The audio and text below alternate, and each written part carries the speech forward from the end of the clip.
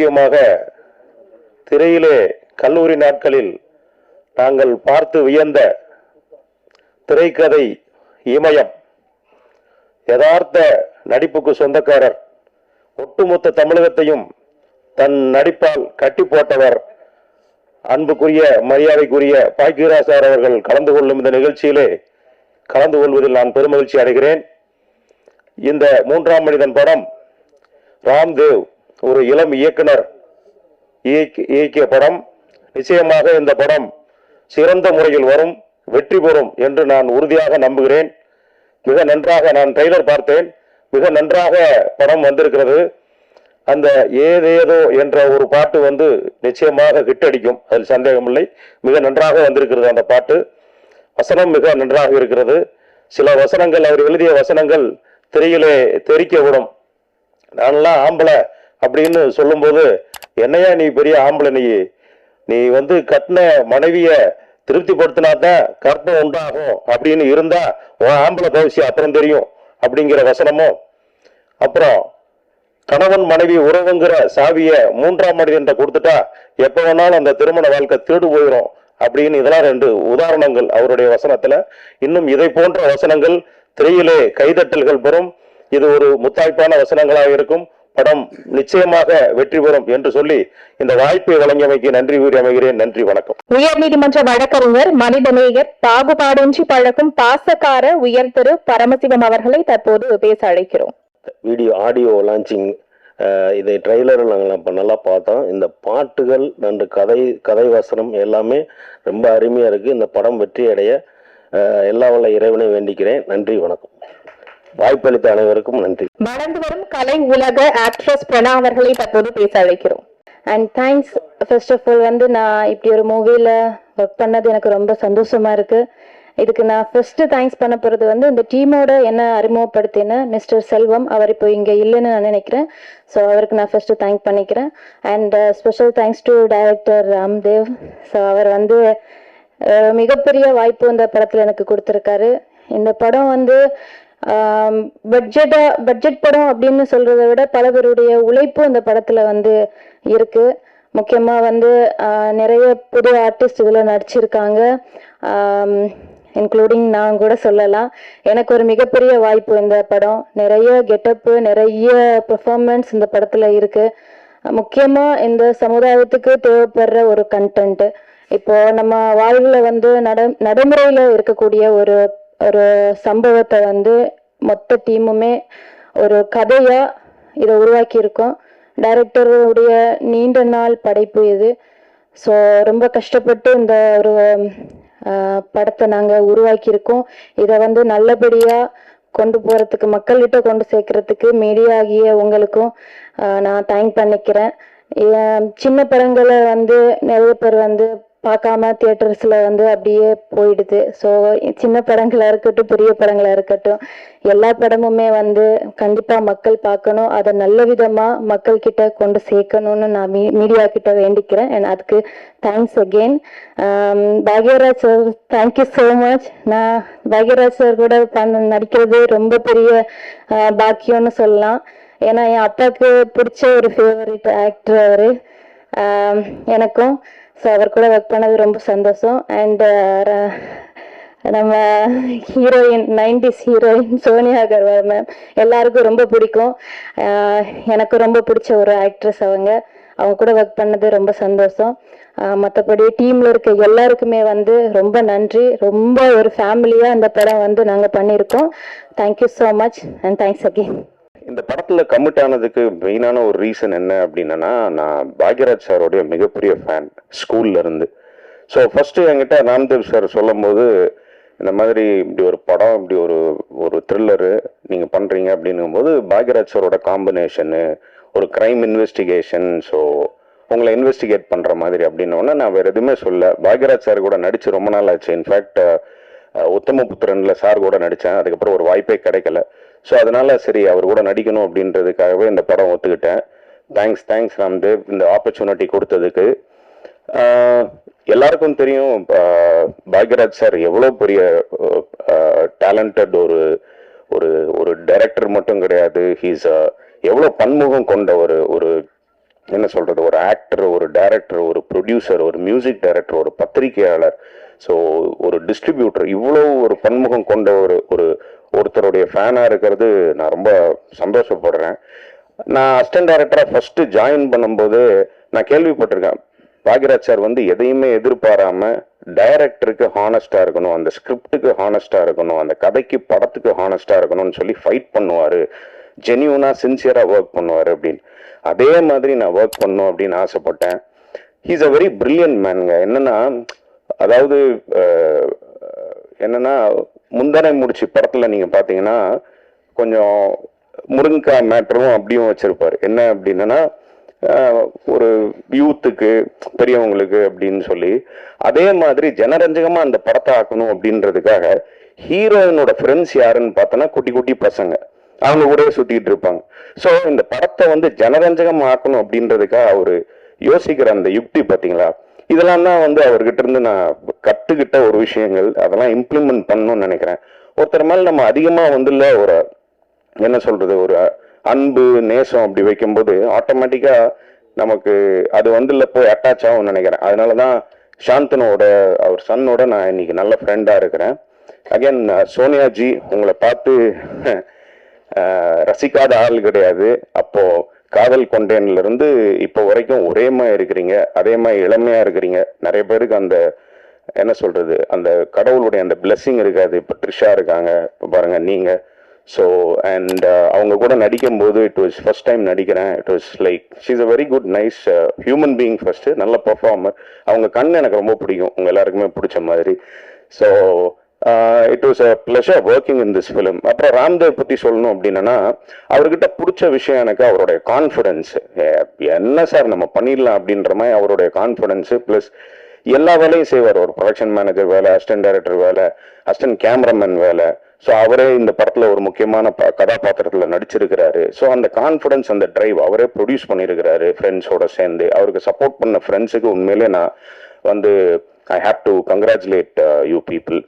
So அவருடைய strength வந்து டயலாக்ஸில், அவர் நல்ல டயலாக் எழுதுவார். என்னன்னா சோஷியல் மீடியாவில் அது போய் நல்லா ரீச் ஆகணும் அப்படின்ற மாதிரி யோசிச்சு எழுதுவார். ஸோ இன்னைக்கு வந்து அவ்வளோ ஸ்ட்ராங்கான ஒரு பிளாட்ஃபார்ம் வந்து சோஷியல் மீடியா. ஸோ அதில் தான் இன்னைக்கு எல்லா இளைஞர்கள் எல்லாருமே ஃபோக்கஸ்டாக இருக்கிறாங்க. ஸோ அதுக்கு தகுந்த மாதிரி அதில் வைரல் ஆகிற மாதிரியான ஒரு என்ன சொல்கிறது டயலாக்ஸ்லாம் எழுதணும் அப்படின்னு நினைப்பாரு. ஸோ அவருடைய அந்த கான்ஃபிடன்ஸ் எனக்கு ரொம்ப பிடிக்கும். Very good, all the best to you. And கரெக்டான ஒரு ஜானரை தேர்ந்தெடுத்திருக்காரு. இன்னைக்கு நம்ம சினிமாவுக்கு வரணும், தியேட்டருக்கு வரணும் அப்படின்னா என்ன, எதுக்கு நம்ம வரணும் அப்படின்னா, ஒன்றும் ஒரு ஹாரருக்கு அந்த ஆம்பியன்ஸ் அந்த ஃபீல்டுக்கு வர்றாங்க, இல்லை ஒரு த்ரில்லருக்கு வராங்க, இல்லைன்னா பெரிய ஆர்டிஸ்ட் படம் வந்து இல்லை போகிறாங்க, இல்லைன்னா ஒரு யானை என்ன சொல்கிறது நாய் அந்த மாதிரி வச்சு எடுத்தோன்னா பசங்களுக்கு ஒரு அட்ராக்டிவாக இருக்குது. ஸோ இன்னைக்கு வர்ற முக்கியமான 2 ஜானரில் தியேட்டரில் புதுமுகங்கள் எல்லாம் நடித்தா கூட ஒரு த்ரில்லரு, ஒரு ஹாரர் அப்படின்னா போய் பார்ப்போம் அந்த எக்ஸ்பீரியன்ஸ்க்காக. ஏன்னா மற்ற எந்த ஜானர் படம்னாலும் நம்ம வீட்டில் ஓடிடியில் பார்த்துடலாம். பட் இதனோட எக்ஸ்பீரியன்ஸே தனி, அந்த 4Kல அந்த ஒரு டால்பி அட்மாஸ்ல பார்க்கறது. ஸோ இஸ் இந்த ரைட் பிளாட்ஃபார்ம். கரெக்டான ஒரு ஜானரை தேர்ந்தெடுத்திருக்காரு. அப்புறம் பிரணா இந்த படத்தில் வந்து இன்ட்ரடியூஸ் பண்ணியிருக்காங்கன்னு நினைக்கிறேன். ஸோ அவங்களுக்கு ஒரு மீட்டியான ஒரு ரோலு, அவங்க வயசுக்கு மீறின ஒரு ரோல்னு நினைக்கிறேன். பட் அதை நல்லாவே பண்ணியிருக்கிறாங்க. ட்ரெய்லரு மற்ற விஷயங்கள் எல்லாமே நல்லா வந்திருக்கு. I wish the whole team very big success. Almighty let him bless. Thanks a lot for this day. Sonia நாங்க பார்க்கும்போது சோனியா சோனியா சொக்க வைக்கும் சோனியாங்கிற சாங் தான் எல்லாருக்குமே ஞாபகம் வரும் அப்படின்னு நினைக்கிறேன். அவங்களே இப்போ அவங்களோட சொக்க வைக்கிற பேச்சை நம்ம எல்லாரும் கேட்கணும்னு ரொம்ப ஆர்வமா இருக்கு. It was amazing working with everyone, the whole team, and I think I have to thank Director Ramdev for giving me the opportunity to act with Bhagyaraj sir, a legend, and amazing experience.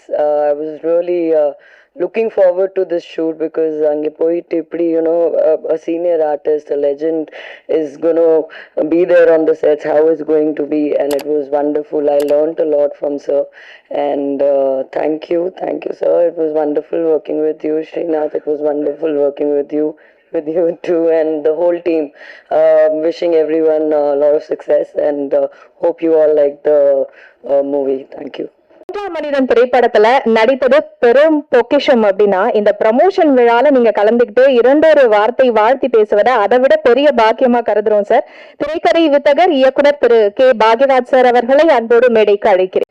அதே மாதிரி இந்த படத்துல director Ramdev அவருக்கு உறுதுணையாக இருந்த தயாரிப்பாளர்கள் இன்னும் நிறைய டெக்னீஷியன்ஸ் எல்லாருமே அவருக்கு ரொம்ப ஹெல்ப்ஃபுல்லாக இருந்திருக்காங்க. அவங்க எல்லாத்துக்கும் என்னுடைய வணக்கத்தையும் வாழ்த்துக்களையும் தெரிவிச்சுக்கிறேன். படத்தில் நடித்தவங்க நிறைய பேர் எங்கள் ஊர் நடித்தது ரொம்ப சந்தோஷமாக இருக்குண்ணா. நானும் நிறைய பேர்த்து கூட சோனியா எல்லாம் அவங்க படத்தை பார்த்துட்டு இருந்த ஒழிய இந்த படத்தில் தான் காம்பினேஷனாக நடித்தோம்.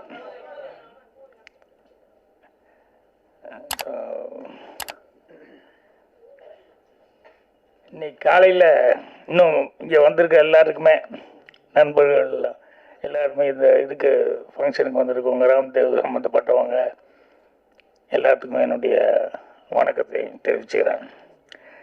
காலையில் பேப்பர் படித்தப்போ ரொம்ப சந்தோஷமாக இருந்தது. என்னென்னா இந்த 2023 ஆண்டில் வந்து நல்ல பேர் வாங்கின டைரக்டர்ஸ் அப்படின்னு சொல்லி ஒரு பெரிய பட்டியல் போட்டிருந்தாங்க.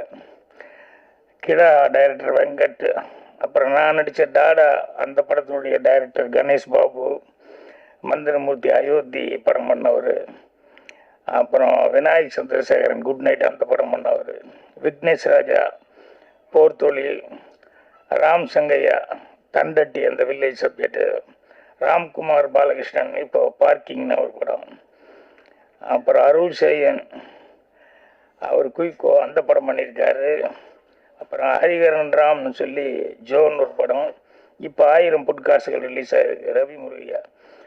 இவங்க எல்லாருமே இந்த வருஷத்தில் வந்து 2023 வருஷத்தில் நல்ல டைரக்டர்ஸ்ன்னு சொல்லி அறிமுகமானவங்க அப்படின்னு சொல்லும்போது தமிழ்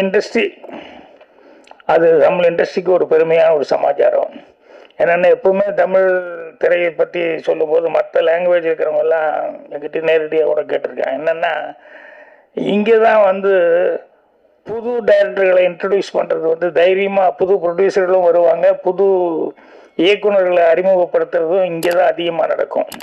அதே மாதிரி மற்ற எல்லாருமே ஆர்டிஸ்ட்டு இன்ட்ரடியூஸ் பண்ணுறது எல்லாமே மற்ற ஊர்ல எல்லாம் கொஞ்சம் யோசிப்பாங்க, வியாபாரம் அது இதுங்கிறதுனால கொஞ்சம் எதுக்கு எக்ஸ்பெரிமெண்ட் அப்படின்னு சொல்லிட்டு.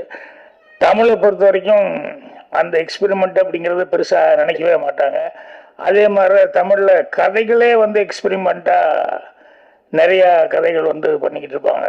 ஸோ இத்தனை பேர் வந்திருக்காங்க கிடைச்சிருக்காங்கும் போது 2023ங்கிறது ரொம்ப சந்தோஷமான ஒரு வருஷமாக இருக்குது.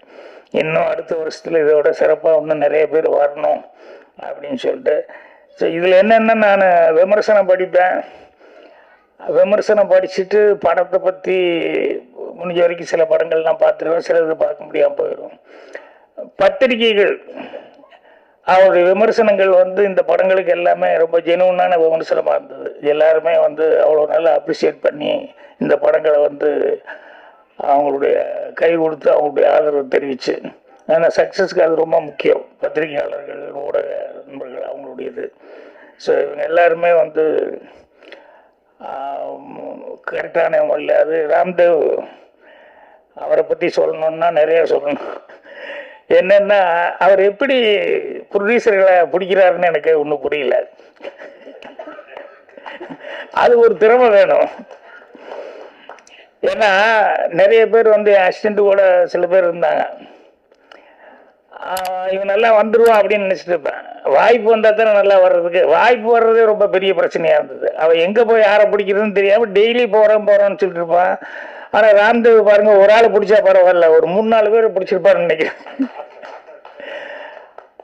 அவங்ககிட்ட எல்லாம் வந்து எந்த அளவுக்கு நம்பகத்தன்மையாக அவர் நடந்துக்கிறது, பேச்சுவார்த்தைகள் இருந்தால் அதெல்லாம் அதுக்கு ரொம்ப அவரை பார்க்கும்போது அதுதான் முதல்ல வந்து ஒரு டெக்னீஷியனுங்கிற முறையில் எனக்கு இந்த படத்தில் நீங்கள் நடிச்சு கொடுக்கணும் அப்படின்னு சொல்லி கேட்டார். சரி, ஒரு டெக்னீஷியன் அவரே ஒரு டைரக்ட் பண்ணுறவரே படமும் ப்ரொடியூஸ் பண்ணுறாரு அப்படின்னு சொல்லும்போது சரிங்க அப்படின்னா. அதுக்கப்புறம் தான் தெரிஞ்சது ஒரு வேஷம் போட்டு டக்குன்னு வந்து நின்னார். இது என்னது புதுசாக இருக்கு என்ன இல்லை சார் அப்படின்னாரு. அப்புறம் பார்த்தா ரொம்ப முக்கியமான ஒரு ரோல் எடுத்துக்கிட்டார் அவர். அப்புறம் அவர் ஒன்று எழுதிட்டாருன்னா அதுலேயே நிற்பார். ஏதாவது சொன்னால் இல்லைங்க இது அப்படின்னா, இல்லை சார் இதுதான் கரெக்டாக இருக்கும் அப்படின்னா, அப்போ நமக்கு எக்ஸ்பீரியன்ஸ் என்னடா இது, இவர்கிட்ட சொல்லி ஆர்கியூ பண்ணி என்ன பிரயோஜனம். அப்புறம் கொஞ்சம் நேரம் கழிச்சு இல்லை அது கரெக்டு தான் சார் அப்படின்னு கொஞ்சம் லேட்டாக வருவார். இல்லைன்னா டப்பிங்கில் வந்து சொல்லுவார். அந்த மாதிரி அவர். ஆனால் அவர் கான்செப்ட் ஒன்று அவர் பிடிச்சிருக்காரு. அது ஒரு டிஃப்ரெண்ட்டாக இருந்தது அந்த கான்செப்ட் அவர் பிடிச்சது. பிக்சர் ஓப்பனிங்லேயே நான் தான் பிக்சர் ஓப்பனிங்கே மேலே ஓப்பன் ஆகும். நான் டிவி பார்த்துருக்க மாதிரி இந்த பிரணா இவங்க அந்த டிவியில் வருவாங்க அவங்க குழந்தையோட. ஸோ எண்டும் அதே மாதிரி வந்து அந்த படத்தினுடைய எண்ட்லேயும் வந்து அவங்க மேலே என் மேலே அவங்க மேலே ஃபினிஷ் பண்ணியிருப்பாங்க. என்னன்னா க்ரைமாக இருந்தால் கூட அதில் வந்து எப்படி க்ரைமை எப்படி கண்டுபிடிக்கிறாங்க அப்படிங்கிறதெல்லாம் வந்து அது நிறைய விஷயங்கள் அப்படி சுற்றி அப்படி வந்துக்கிட்டே இருக்கும்.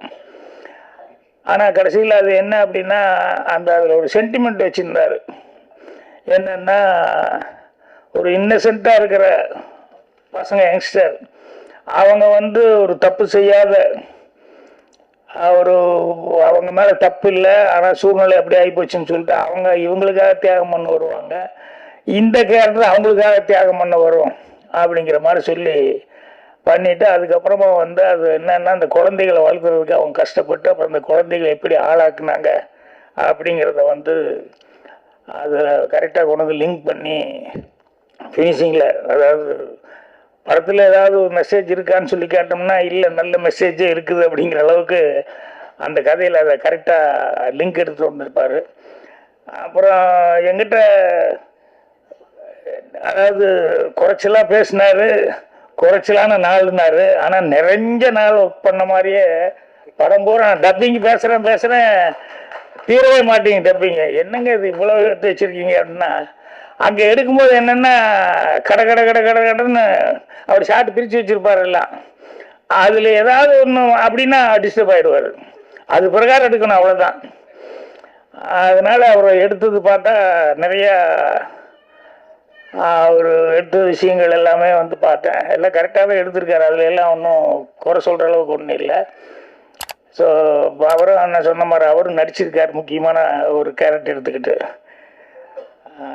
இவங்க அந்த பிரணா அவங்களுக்கு அது யார் ஸ்ரீநாத் வந்து சொன்னார் அவங்க வயசுக்கு மீறின ஒரு கேரக்டர் அப்படின்னு சொல்லிட்டு. ஆமாம், சில நேரங்களில் சில பேர்த்துக்கு வந்து அந்த வயசுக்கு மீறி சில கேரக்டர்கள் வந்து வரும்போது இது அவங்களால முடியுமா முடியாதா அப்படிங்கிற மாதிரி. ஆனால் அதெல்லாம் அவங்களுக்கு ஒரு அனுபவமாக வந்துடும். ஸ்ரீதேவி நடிக்கும்போது பாலச்சந்திர சார் படம் மூன்று முச்சாது அந்த படத்தில் நடிக்கும்போது அவங்க ஏஜுக்கு ரொம்ப சம்மந்தம் இல்லாத ஒரு கேரக்டராக அவங்க பண்ண வேண்டி வந்தது. அந்த மாதிரி நிறையா அந்த ஏஜை தாண்டி இருக்கக்கூடிய கேரக்டர்ஸ் செய்யும்போது அந்த எக்ஸ்பீரியன்ஸ் வந்து அவங்களுக்கு பின்னால் வந்து ரொம்ப ஹெல்ப்பாக இருக்கும்.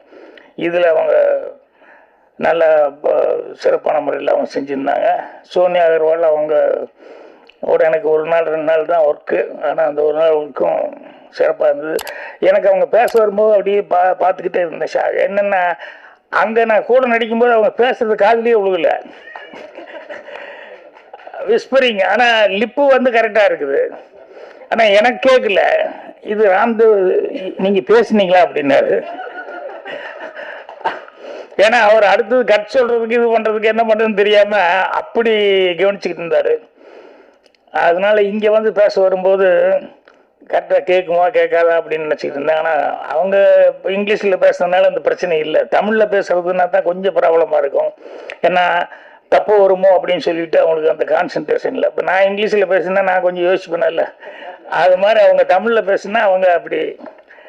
ஸோ ஸ்ரீநாத்தோட ஒர்க் பண்ணும்போதும் அதெல்லாம் அது முக்கியமான இன்வெஸ்டிகேட் பண்ணுற மாதிரி கேரக்டரு. ஸோ அவர் கூட நடிக்கும்போதும் அவர் டைரக்ஷன் பண்ணிட்டு இருந்தவர். நிறைய பேர் இப்போ டைரக்ஷன் பண்ணுறவங்கெல்லாம் ஆக்டிங்லேயே வந்துட்டாங்க இல்லை, கொஞ்சம் கஷ்டமான வேலைன்னு எல்லாம் தெரிஞ்சு போச்சு. ஆமாம், போனோமா ஏதோ வசனம் பேசணுமா ஏதோ கொடுத்தாங்களா வந்தோமா அப்படிங்கிற மாதிரி இது எப்போ கதை எழுதி அது வந்து கஷ்டப்பட்டு லொக்கேஷன் எல்லாம் போய் பார்த்து அதுக்கப்புறம் ஆர்டிஸ்ட்டுகளை செலக்ட் பண்ணி இப்போ நினச்சி பார்த்தா எனக்கு ஆச்சரியமாக இருக்கு, ஓ நம்ம தான் இதெல்லாம் பண்ணோமா அப்படின்னு சொல்லிட்டு. ஏன்னா அப்போ அது வேலை மாதிரி தெரியல, அதனால் வந்து எனக்கு கஷ்டப்பட்டோங்கிறதே ஒன்றும் தெரியல. ஆனால் இப்போ வந்து எல்லாரும் சொல்லும்போது தான் நமக்கு தெரியுது இது இந்த மாதிரி அப்படின்னு சொல்லிட்டு. காலையில் இன்னொரு காமெடி கூட நடந்தது. நம்ம பாவா செல்லதுரை இருக்காரு, கதை சொல்லி எல்லாம் டிவியில் பார்த்துட்டு இருப்பீங்களே, அவர் ஃபோனில் பேசிகிட்டு இருந்தார். நேற்று யாரோ ஒரு நண்பர் வந்தார், வந்தப்போ அவரை பற்றி பேசும்போது அப்போ நான் சொல்லிக்கிட்டு இருந்தேன், ரொம்ப நல்லா கதை சொல்கிறாரு அவர். அது என்னன்னா அதில் சிறப்பம்சம் என்னென்னா எல்லாரும் எல்லா கதையும் படிக்கிறதுக்கான வாய்ப்புகள் ரொம்ப கஷ்டம். எல்லாரும் எல்லா புக்கும் வாங்கி எல்லா கதையும் படிச்சிட முடியாது. ஆனால் நல்ல ரைட்டர்ஸு எழுதின நல்ல கதைகள் இருக்குது பாருங்கள், அந்த மாதிரி கதைகளாக செலக்ட் பண்ணி பாவா செல்லதுரை வந்து அது ரெகுலராக வந்து அவர் சொல்லிட்டு இருக்காரு. ஒரு 1/2 hour 45 minutes அவர் நேரேட் பண்ணும்போது நமக்கு உண்மையிலேயே அது மெயின் கதை என்ன அப்படிங்கிறத வந்து கொஞ்சம் கூட இப்படி எப்படி இல்லாமல் அது நல்லா உள்வாங்கிட்டு அவர் சொல்கிறதுங்கிறது ரொம்ப நல்லா சொல்லிக்கிட்டு இருக்காரு. அப்புறம் அவருக்கு நேற்று அவரை பற்றி பேசுனதுனால நீ ஃபோன் பண்ணார், பண்ணி நீங்கள் வரணும் சார் ஒரு தடவை திருவண்ணாமலைக்கு, இங்கே நான் கெஸ்ட் ஹவுஸ் எல்லாம் கட்டி வச்சுருக்கேன், எல்லாருமே டிஸ்கஷனுக்கு வர்றாங்க அப்படின்னு. இல்லைங்க நானும் கூட கேள்விப்பட்டேன், பெரும்பாலும் ஆமாங்க உங்கள் டேரக்டர்லேருந்து மிஸ்கின்லேருந்து எல்லோரும் வர்றாங்க அப்படின்னு சொல்லிட்டு இருந்தார். அப்போ கடைசியில் ஒரு வார்த்தை சொன்னார், என்னன்னா பாலு மகேந்திரா கடைசியில் இங்கே தான் சார், அவர் கல்லறையே இங்கே தான், அதனால் நீங்களும் ஒரு தடவை வரணும் சார். அது சொல்லிட்டு இதை சொல்லும்போது இன்னும் இவ்வளோ சீக்கிரம் கூப்பிட்றாரு அப்படிங்கிற மாதிரி நான் நினச்சி சிரிச்சுக்கிட்டேன். அவருடைய கதை சொல்கிறதுங்கிறது வந்து நிறைய பேர்த்துக்கு புக்கு படிக்க முடியாதவங்க எல்லாம், இப்போ பொன்னியின் செல்வம் வந்து அதெல்லாம் அன்னைக்கு வந்து அந்த கதையை படிச்சுட்டு அப்புறம் இப்போ படம் வந்ததுக்கப்புறம் பார்த்தோம்னு சொன்னோம்னா அந்த படத்துக்கு இன்னும் டெய்லி ஏதாவது ஒரு டிஸ்கஷன் வந்துட்டு இருக்கும். ஆதித்த கரிகாலன் யார் கொன்னாங்க, நந்தினி இருக்குதா இல்லையா, பழுவேட்டர் என்னாச்சு ஏதாச்சுன்னு சொல்லிட்டு டெய்லி டிஸ்கஷன். அதில் இந்த இது பார்த்தோம்னா ரொம்ப காமெடியாக இருக்கும். என்னென்ன யூடியூப்புகளில் வந்து பேசும்போது எங்கேயா ராமர் இருந்தார் அப்படின்னு ஒருத்தர் ஆரம்பித்தார்னா அவர் அதை பற்றி சொல்லிகிட்டே இருப்பார். ஆனால் பேப்பரை பார்த்தா 2000 கோடியில் ராமர் கோயில் கட்டிக்கிட்டு இருக்காங்க வந்து பேப்பரில் வந்துட்டு. இது மாதிரி ஒவ்வொன்றும் ஆரியர் என்ன இது என்ன அது என்னன்னு சொல்லிட்டு பார்த்தா நமக்கு எதை நம்புறது எது நம்பல அப்படிங்கிற மாதிரி சில நேரங்களில் வந்து, ஏன்னா அவங்கவுங்க ஆர்குமெண்ட் அவ்வளோ கரெக்டாக இருக்கும். ஆனால் எல்லாரும் வந்து என்னென்னா இந்த இதை போய் சீரடி தானே அங்கே போய் இப்போ அந்த அகழ்வார அது பண்ணதுக்கப்புறம் வந்து எல்லாத்துக்கிட்டையுமே ஒரு நல்ல நமக்கு பழசு என்ன, நாம் பூர்வீகம் என்ன, மனிதனுடைய பூர்வீகம் என்ன, தமிழனுடைய பூர்வீகம் என்ன, இதெல்லாம் தெரிஞ்சுக்கணும் அப்படின்னு சொல்லிட்டு எல்லாருக்கிட்டையும் ஒரு அலர்ட்னஸ் எல்லாருமே வந்து இது பண்ணுறாங்க. அதனால் நிறைய பேர் வந்து அதை பற்றி ஆராய்ச்சி பண்ணி வரலாற்று வல்லுநர்கள் அவங்க இவங்க எல்லாம் வந்து அதை பற்றி ஆராய்ச்சி பண்ணி நிறைய விஷயங்கள் சொல்லிக்கிட்டு இருக்காங்க. ஸோ அது ஒரு நல்ல எஜுகேஷனாக இருந்துகிட்ருக்கு. ஸோ அதெல்லாமே தமிழை பொறுத்த வரைக்கும் ரொம்ப சந்தோஷப்பட வேண்டிய சமாச்சாரங்கள். இந்த மாதிரி சினிமா இண்டஸ்ட்ரியில் வந்து நிறைய ஆளுகளுக்கு சான்ஸ் கிடைக்கிறது அப்படிங்கிறது, அந்த எல்லாருக்குமே புதுமுகங்கள் வந்தானா அவங்கள வந்து அவங்களுக்கு ஈஸியாக வந்து சான்ஸ் கிடைக்கிறது. இதெல்லாம் தமிழ் இண்டஸ்ட்ரியை பொறுத்த வரைக்கும் மற்ற இண்டஸ்ட்ரீஸில் நடக்குது, ஆனால் அதிகமாக வந்து நடக்கிறதுங்கிறது தமிழ் இண்டஸ்ட்ரியில் தான். ஏன்னா இது நிறைய பேர் வந்து அது வந்து என்கிட்டயே கேட்டிருக்காங்க, நிறைய பேர்த்துக்கு நானும் சொல்லியிருக்கேன். அந்தளவுக்கு தமிழில் வந்து ப்ரொடியூசர்ஸ் வர்றதும் சரி, டைரக்டர்ஸு நியூ ஃபேஸஸ் நடிக்க வர்றவங்க எல்லாம் கிடைக்கிறது அப்படிங்கிறது. ஸோ இந்த படத்தை பொறுத்த வரைக்கும் நிறையா டெக்னீஷியன்ஸ் இவருக்கு பயங்கரமாக ஹெல்ப் பண்ணி எல்லாருமே கோஆப்ரேட் பண்ணியிருக்காங்கன்னு. ஸோ இதில் யார் ராம்தேவ் எழுதி இயக்குனவர், இணை தயாரிப்பாளர்கள் ஞானோதயா, டாக்டர் ராஜகோபாலன், அப்புறம் சாந்தி ராஜகோபாலன், அவ்வளோதானா? நிறைய பேர் நான் மீட் பண்ண மாதிரி இருந்தது. இல்லை சார், அவ்வளோ ஆக்டர். அப்படியா? ஆக்டர் ஐஜி இந்த மாதிரி போலீஸ் எல்லாம் நடித்தாங்களே? இல்லை சார், அவள் தயாரிப்பாளர் இல்லையா அவங்க எல்லாம்? சரி சரி சரி. ஸோ எடிட்டர் துர்கா, இசை வந்து Venushankar, camera மணிவன், Pragadeesh designer. So எல்லாருமே வந்து அவர் ராம்தேவ் ஆல்ரெடி எத்தனை படம் ஒரு படமா ஆல்ரெடி ஒரு படம் பண்ணியிருக்காரு. இருந்தாலும் இந்த படத்தில் வந்து சொன்ன மாதிரி அவர் எல்லாத்துக்கிட்டையும் போய் பேசி அவரே எல்லா வேலையும் ப்ரொடக்ஷன் வேலையிலேருந்து எல்லா வேலையும் அவரே பார்த்துக்கிட்டு இருக்காரு. ஸோ அதனால தான் இத்தனை பேர்த்த வந்து சேர்த்த முடிஞ்சது. அப்புறம் ரெண்டாவது இதில் ரொம்ப அவரை வந்து பாராட்ட வேண்டிய ஒரு சமாச்சாரம் என்ன அப்படின்னா, படம் எடுக்கிறது ரொம்ப சிரமப்படுவாங்க, ஆளை பிடிக்கிறது. அப்புறம் படம் எடுத்துட்டு அதை ரிலீஸு கொண்டு வர்றது இருக்க, அது அதை விட பெரிய கஷ்டப்படுவாங்க. அந்த மாதிரி ஏகப்பட்ட படங்கள் தேக்கமாக நிற்கிது. இப்போ பாருங்கள், ஆடியோ ஃபங்க்ஷன் வர்றதுக்கு முன்னாலேயே பேப்பரில் அனௌன்ஸ்மெண்ட் வந்துச்சு, இதில் போட்டிருக்காரு தெரிக்க விடும் அப்படின்னு சொல்லிட்டு. அந்த மாதிரி தேதியெல்லாம் போட்டு அனௌன்ஸ்மெண்ட் கொடுத்தாச்சுல்ல. அதான் 29 ரிலீஸுங்கிறது கொடுத்துட்டாங்க. இப்போ ஆடியோ ஃபங்க்ஷனுக்கு முன்னாலேயே அது பேப்பரில் பார்த்தோன்னே. ஸோ அந்த அளவுக்கு வந்து ஒரு விடாமுயற்சியாக இருந்து படத்தை தேட்டருக்கு எடுத்துகிட்டு வருது. நிறைய பேர் ரொம்ப கஷ்டப்படுறாங்க. அட்லீஸ்ட் ஓடிடி பிளாட்ஃபார்ம்லையாவது கொடுத்தா பரவாயில்ல அப்படிங்கிற லெவலில் நிறைய பேர் இருந்துருக்காங்க. ஆனால் இவர் தேட்டரில் எடுத்துகிட்டு வர்றதுக்கு அவ்வளோ முயற்சி பண்ணி சிறப்பான முறையில் எடுத்துகிட்டு வந்துட்டார். ஸோ ரொம்ப சந்தோஷமாக இருக்குது. ராம்தேவுடைய முயற்சி விடாமுயற்சி மட்டுமே இல்லாமல் அவர் சின்சியராக உழைப்பார். அது நான் சொன்ன கருத்து வேறுபாடுங்கிறது வேற. ஆனால் அவங்க எடுத்துக்கிட்டதை அவங்க சின்சியராக, எங்கள் டைரக்டர்கிட்டே அதான் நான் சொல்லுவேன், எங்கள் டைரக்டர் அவர் என்ன நினைக்கிறாரோ அது தீர்மானமாக போய் எடுக்கிறதுல இருப்பார். ரொம்ப சண்டை போட்டால் கூட சுமாரியா அப்படின்லாம் சொல்லுவார். ஆனால் அந்த 7 மணிக்கு கரெக்டாக ஷார்ட் வச்சு கரெக்டாக எடுக்கணும் அப்படின்னு சொல்லிட்டு ஓபி அடிக்கிற வேலையே இல்லாமல், வெயில் வரல ஏதாவது ஒன்று மழை வந்துருச்சுன்னா தான் சும்மா உட்காருவார் ஒழிய ஒரு நிமிஷம் கூட சும்மா உட்கார மாட்டார். ஸோ அவர்கிட்ட அந்த சின்சியாரிட்டிங்கிறது வந்து இத்தனை வருஷமாக அவருக்கு பேர் எடுத்துருக்காரு அப்படின்னு சொன்னோம்னா, அவர் அந்த ஆரம்ப காலத்துலேருந்து உழைச்ச உழைப்புகள் அப்படிங்கிறதெல்லாம் இன்றைக்கெல்லாம் நினச்சி பார்த்தோம்னு சொன்னோம்னா அது ஒரு மிரக்கலான சமாச்சாரம். ஒரு 27 நாளில் படம் முடிக்கிறது, கம்மியான பட்ஜெட்டில் படம் முடிக்கிறது அப்படிங்கிற இப்பெல்லாம் எத்தனையோ கோடிகள்னு போயிட்டு இருக்க வழிய. அப்படியா? அலிமக்கிறமா என்னுடைய அம்மா, இவங்க அம்மாவும் அவங்க அம்மாவும் ஒரே ஊர் அப்படின்னு சொல்றாங்க. அதான் எங்கள் டைரக்டர் அவர் பண்ண படங்கள் அதெல்லாம் நான் கூட ஒர்க் பண்ணும்போது பார்த்ததெல்லாம் வந்து இன்னைக்கு பார்த்தோம்னு சொன்னோம்னா எவ்வளோ தூரம் அவரெல்லாம் ஒர்க் பண்ணார், கஷ்டப்பட்டார் அப்படிங்கிறதெல்லாம் வந்து, ஏன்னா ஒரு செகண்ட் கூட அவர் ஃப்ரீயாக வந்து சும்மா உட்கார்ந்ததே கிடையாது. அந்தளவுக்கு அவர் வந்து சின்சியராக வந்து ஒர்க் பண்ணார். அதே மாதிரி வந்து ராம்தேவும் அவர்கள் கரெக்டாக பிளான் பண்ணிட்டாரு. அவர் என்ன நினைக்கிறாரோ அதை நினைக்கிறத கரெக்டாக எடுக்கணும் அப்படிங்கிறத கரெக்டாக அந்த டைமுக்கு வந்து கரெக்டாக கடன்னு ஷார்ட் எல்லாம் பிரித்து ரெடியாக வச்சுக்கிட்டு இருப்பார் எழுதி. அப்புறம் டக்குன்னு எடுத்து முடிச்சிடுவார். ஸோ எல்லோரும் 1 நாள் 2 நாள் எக்ஸ்ட்ரா, இவரை பொறுத்த வரைக்கும் 1 நாள் 2 நாள் 3 நாளே முடிச்சிருப்பாருன்னு நினைக்கிறேன். எக்ஸ்ட்ரா எல்லாம் ஆகலை இல்லை. ஸோ இது ஒரு பேப்பர் வந்திருக்கு. இல்லை உயர்நீதிமன்றம் என்னடா இது இவ்வளோ பெருசாக படிக்கிறதுக்கு இன்னும் டைலாக் முடியலையான்னு எனக்கு டவுட் வந்து. பிரியாவா தொகுத்து வழங்கினது, அவங்க தமிழ் சுத்தமாக பேசி பண்ணிட்டு இருக்காங்க. ஸோ பத்திரிகையாளர் நண்பர்கள் படம் பார்த்துட்டு நீங்கள் என்ன நினைக்கிறீங்களோ தான் எழுதுவீங்க. என் படத்துக்கே நான் கேட்க மாட்டேன். படம் பார்த்ததுக்கப்புறம் நான் அங்கே அப்போல்லாம் மீட்டிங் படம் முடிஞ்சுன்னு நாங்கள்லாம் மீட் பண்ணிக்குவோம். அங்கே சினிமாவை பற்றி பேச வேணான்றோம், படத்தை பற்றி பேசாதீங்க, ஜென்ரலாக ஏதாவது பேசுவோம் அப்படின்னு சொல்லிட்டு. அது என்னென்னா அவங்க என்ன நினைக்கிறாங்கன்னா, ஒரு பாட்டு ஹிட் ஆகுது அப்படின்னு சொன்னோம்னா நம்ம கேசட் வாங்கி ஆடியோ அது பார்க்கணுங்கிற அவசியம் இல்லை. சிக்னல் நின்றுப்போம், பக்கத்து காரில் வந்து பாடிக்கிட்டு இருக்கோம்.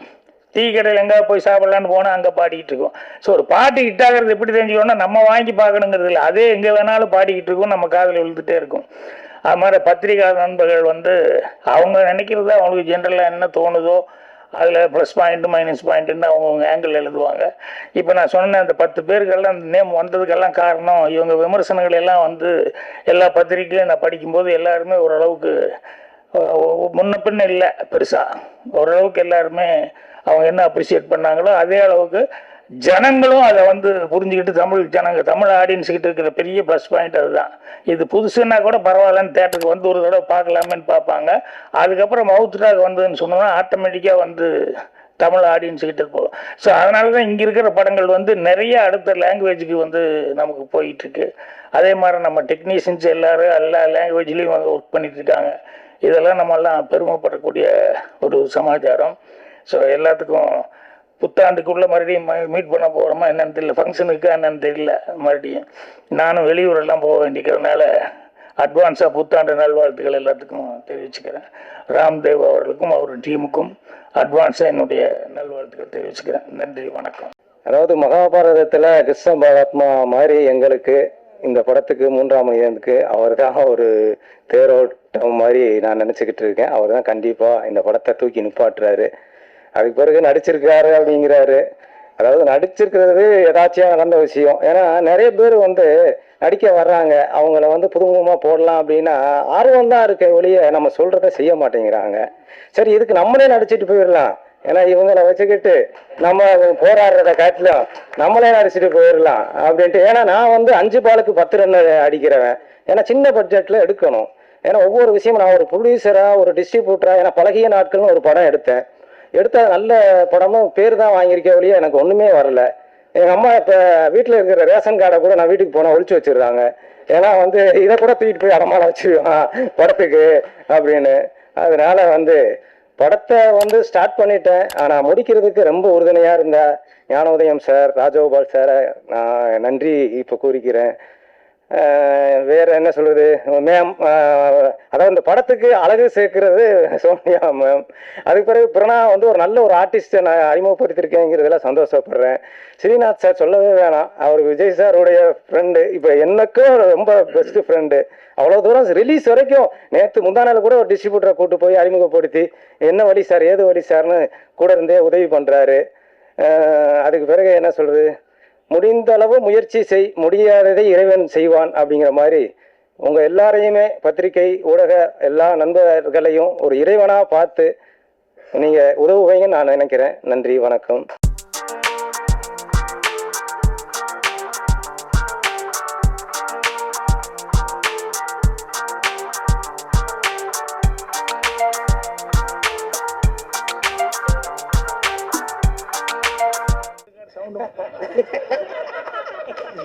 டப்பிங்ல போயிட்டு இருக்கு சார். நீங்க என்ன அந்த நிக்கில் சதீஷ் அந்த வரிசையில் வர்றீங்களா? இல்லை, உங்க மேனரிசம் எல்லாம் அதே மாதிரி இருந்தது. சில விஷயங்கள்லாம் சார் லுக் இப்படி பாருங்க, அப்படி பாருங்க, லெஃப்ட் ரைட் பாருங்க, அது இது டைட்டில் எல்லாம் வச்சுக்கிட்டு நம்ம சிமிலாரிட்டி எல்லாம் பார்க்க முடியாது. ஏன்னா நிறைய படங்கள்ல அந்த மாதிரி சிமிலாரிட்டி வர்றது உண்டு. இது அதான் நம்ம சொன்ன மாதிரி கேரக்டர் அவர் ஆரம்பிக்கும் போது ஒரு கதைக்கு ஒரு நல்ல ஒரு மேட்ரு சொல்லணும் அப்படிங்கிற மாதிரி அந்த கதையை அப்படி ஆரம்பிச்சிருக்காரு. அதே மாதிரி எண்டு பண்ணும்போதும் அதே மாதிரி பண்ணியிருக்காரு. அது மாதிரி ஒரு ஒரு லேடிஸ் தாய்க்குளம் அப்படிங்கிறது அவங்க எந்த அளவுக்கு ஒரு அக்கறை எடுத்துக்குவாங்க, குடும்பத்தில் எந்த அளவுக்கு பொறுப்பு எடுத்துக்குவாங்க அப்படிங்கிறத வச்சு பண்ணியிருக்காங்க. ஸோ அதில் அந்த பிரணா அவங்க நடித்தது அவங்களுக்கு அவங்க இதை மீறின ஒரு கேரக்டர். பட் அது 2-3 கெட்டப்பில் நல்லா பண்ணியிருந்தாங்க. இன்னும் எல்லாருமே ஸ்ரீநாத், சோனியா இவங்க எல்லாருமே சின்ன சின்ன இது 1 நாள் 2 நாள் வேலைன்னா கூட அந்த 1 நாள் 2 நாள் வேலை படத்தை தேவைப்படுற அளவுக்கு இருந்தது. அது நல்லா பண்ணியிருக்காங்க. கமல் சார் இப்போ லேட்டஸ்டா கேஆர் சாரும் சின்ன படங்களுக்கு நிறைய சப்போர்ட் பண்ணோம் அப்படின்னு சொல்லிட்டு இருக்காங்க. ஏன்னா சின்ன படங்களுக்கு தேட்டரே கிடைக்க மாட்டுது அப்படின்னு சொல்றாங்க. ஸோ இதை பத்தி என்ன நினைக்கிறீங்க? ஏன்னா தேட்டர் அவ்வளோ பெரிய படங்கள் ஒரு ஃபெமிலியரான ஃபேஸ்க்கு தான் கொடுக்குறாங்க. இந்த மாதிரி படங்கள்லாம் வரும்போதே ஒரு ஷோ கிடைக்கிது பெரிய விஷயமா இருக்கு. இல்லைங்க, இங்கேயே நான் பல தடவை சொல்லியிருக்கேன். என்னன்னு சொன்னோம்னா ஒரு காம்ப்ளெக்ஸில் பெரிய படங்கள் போடுறாங்கன்னா ஒரு படமாவது சின்ன படம் கம்பல்சரியாக போடணும்னு கவர்மெண்ட் ரூல்ஸ் கொண்டு வரணும். அதுக்கு ப்ரொடியூசர்ஸ் கவுன்சில் இவங்கெல்லாம் ஒரு போராட்டம் பண்ணி அப்படி பண்ணால் தான் கரெக்டாக வருமோ ஒழிய இதை அவங்களா பார்த்துக்குவாங்க அவங்களா பண்ணிக்குவாங்கன்னு சொன்னோம்னா எப்படி சரியாக வரும்?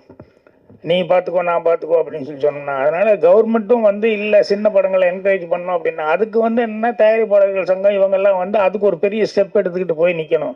போய் நின்னோம்னா 4 தேட்டரில் ஒரு படம் ஓடுது அப்படின்னா இப்போ பெரிய ஆர்டிஸ்டுக்கு படங்கள்லாம் ஓடிட்டு இருக்குன்னு வச்சுக்கோங்களேன். சப்போஸ் டிக்கெட் கிடைக்கலன்னா சரி அடுத்த ஷோ புக் பண்ணிவிட்டு அதுக்குள்ளே இந்த வந்துட்டோமே எவ்வளோ தூரம் அப்படின்னு சொல்லிட்டு சரி சின்ன படம் ஒன்று இது எப்படி இருக்குது பார்க்கலாமே அப்படின்னு சொல்லிட்டு இப்படி தோணும். நானெல்லாம் அப்படி டிக்கெட்டு கிடைக்காம ஃபஸ்ட்டு டே இரவு பகல் படமெல்லாம் அப்படி தான் போனேன். ஏதோ ஒரு படத்துக்குன்னு போனேன்.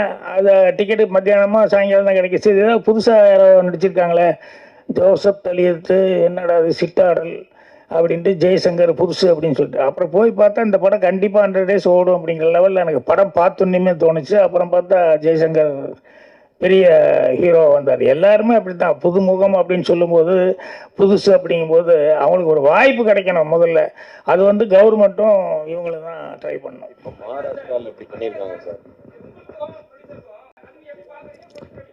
இல்லைங்க, சினிமாவில் வந்து இப்படித்தான் பண்ணணும் அப்படித்தான் பண்ணணும்னு சொல்லிட்டு எந்த ரூல்ஸ் ரெகுலேஷன்லாம் அப்படியெல்லாம் கிடையாது. வியாபார யுக்தி யார் வேணாலும் என்ன வேணால் பண்ணலாம். நம்ம சொல்கிறது என்னென்னா, பழைய படங்கள் மறுபடியும் கொண்டு வந்து போடுறாங்கன்னு சொன்னோம்னா அதுவும் பெரிய ஆர்டிஸ்ட் படம் தான். அதுதான் வந்து மறுபடியும் ரிலீஸுக்கு வருது, ரீரிலீஸு. நான் என்ன சொல்கிறேன்னா, ஒரு காம்ப்ளெக்ஸில் 4 ஓடுது அப்படின்னு சொன்னோம்னா, நீ சின்ன படம் கம்பல்சரியாக போடணும்னு ஒன்று கொண்டு வந்துட்டீங்கன்னு சொன்னோம்னா அது போதும். இது வந்து சின்ன படங்கள் நடுவில் வந்துருச்சு அப்படின்னு சொன்னாலே அது வந்து அந்த ப்ரொடியூசர்களுக்கு வந்து ஒரு வாய்ப்பு கிடைக்கும், அந்த டைரக்டர்ஸு அந்த நடித்தவங்க எல்லாத்துக்குமே. இதில் வந்து இது ஏன் போடுறீங்க அது ஏன் போடுறீங்கன்னு நம்ம பார்க்குறத விட இவங்களுக்கும் ஒரு வாய்ப்பு வரணும் அப்படிங்கிறத அது ஒரு சட்டம் மாதிரி கொண்டு வந்தால் தான் கரெக்டாக இருக்குன்னு சொல்ல வர்றேன். சார், சினிமாவில் இயக்குனர் சங்கம், தயாரிப்பாளர் சங்கம் ஒற்றுமையாக இருக்குன்னு நினைக்கிறீங்களா?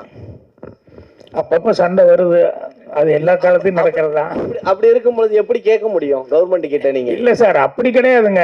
எல்லா விஷயத்துலையும் இங்கே நம்ம சில நேரங்களில் சண்டை போட்டுக்கிறோன்னா எல்லாத்துக்கும் ஒட்டுமொத்தமாக ஒரு சில விஷயங்கள் நடக்கணும் இல்லையா? இப்போ கலைஞர் 100ஆண்டு விழா கொண்டாடுறதுன்னு சொன்னோம்னா இதில் வந்து அவங்க சண்டை போட்டிருக்கோங்கிறதுக்காக நீ வந்து நான் வரமாட்டேன்னு சொல்ல முடியும்?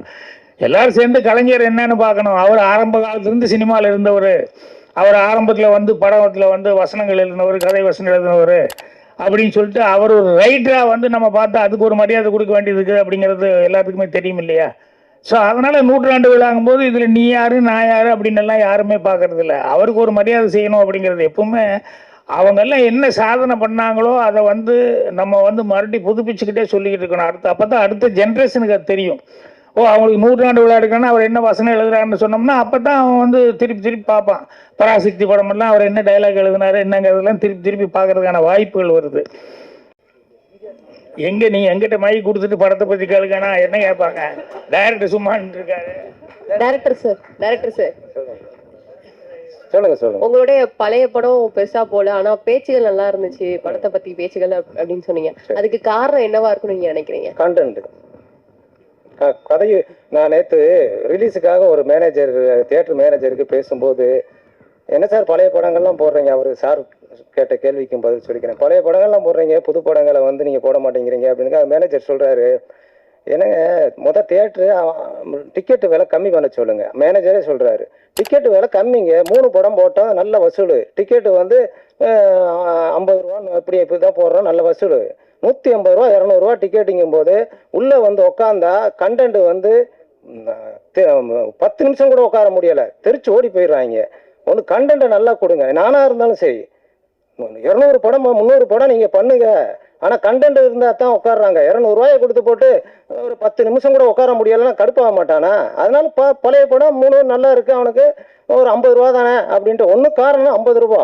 அதனால வந்து நல்லா 4 பாட்டு இருக்குது ரசிக்கிறதுக்கு அப்படின்ட்டு வந்து பார்க்குறாங்க. புது படங்கள் ரிலீஸ் ஆகி முதல் ஷோவில் 10 பேர் வந்துட்டு அடுத்த ஷோவுக்கு ஓட்ட முடியலை. நாங்கள் ஐயாட்டிக்கிட்டு இருக்கோம். நாங்கள் என்ன பண்ண முடியும்? முதல் நீங்கள் உங்கள் டைரக்டருக்கு, உங்கள் ப்ரொடியூசர்கிட்ட நல்ல கண்டென்ட் கொடுக்க சொல்லுங்கள். தேட்டரை நீங்கள் குறை சொல்கிறீங்க அப்படிங்கிறாரு. நான் என்ன பண்ண முடியும் சொல்லுங்கள்? அதே தான் எனக்கும் அதே தான். கண்டென்ட் நல்லா இல்லைன்னா யாரும் பார்க்க மாட்டாங்க. சரி, இப்போ இந்த படத்துக்கு எத்தனை தியேட்டர் ஒதுக்கி இருக்காங்க? எனக்கே தெரியல, கடவுள் தான் காப்பாற்றணும். எல்லார்கிட்டையும் கேட்டிருக்கேன். நேற்று கூட ஒரு போட்டாச்சு, ஆனாலும் கடவுள் காப்பாற்றுவார். அதான் இறைவனா, அதாவது முடிந்ததை முயற்சி முடியாத இறைவன் செய்வான். அதான் நீங்களும் ஒரு கடவுள் தான், தியேட்டர் அதிபர்கள் அவங்களும் கடவுள் தான். அதான் வேற ஒண்ணுமே சொல்ல முடியல. சோனியாஜி, உங்ககிட்ட தான் மேனேஜ் பண்றாங்க அவங்க பேசுறதெல்லாம் அப்படின்னு சொல்றாங்களே, தமிழ்ல நீங்க பேசாம ஆங்கிலத்தில் மேனேஜ் பண்ணிட்டு இருக்கீங்க. இல்லைங்க, நடிக்கிறதெல்லாம் தமிழ்ல பேசும்போது பிக்கப் பண்ணி நடிச்சிடுறாங்க. நான் சொல்ல வந்தது என்னன்னா, ஃப்ளோவா பேசுறது அப்படிங்கிறது இருக்குல்ல, அது அவங்கவுங்க தாய் பாஷை அப்படின்னு சொன்னோம்னா அது கொஞ்சம் ஃப்ளோவாக பேச முடியும். இன்னொரு பாஷைங்கும் போது அவங்க கொஞ்சம் டைம் எடுத்து கற்றுக்கிட்டு தான் இது பண்ணி ஆகணும். ப்ராமிட் பண்ணி பண்ணும்போதும் கரெக்டாக கேட்டு பண்ணிடுறாங்க.